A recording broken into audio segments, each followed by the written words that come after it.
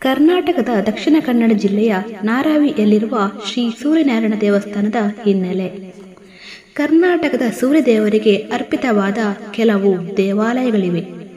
ಆದರೆ ದಕ್ಷಿಣ ಕನ್ನಡ ಜಿಲ್ಲೆಯೊಂದರಲ್ಲಿ ಸೂರ್ಯದೇವರಿಗೆ ಮುಡಿಪಾದ 2 ದೇವಾಲಯಗಳಿರುವುದು ಕುತೂಹಲಕಾರಿಯಾಗಿದೆ.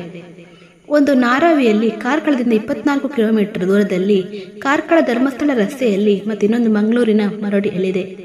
ಇದು ಕರ್ನಾಟಕದ ಅತ್ಯಂತ ಹಳೆಯ ಸೂರ್ಯದೇವರ ದೇವಾಲಯ ಎಂದು ಹೇಳಲಾಗುತ್ತದೆ.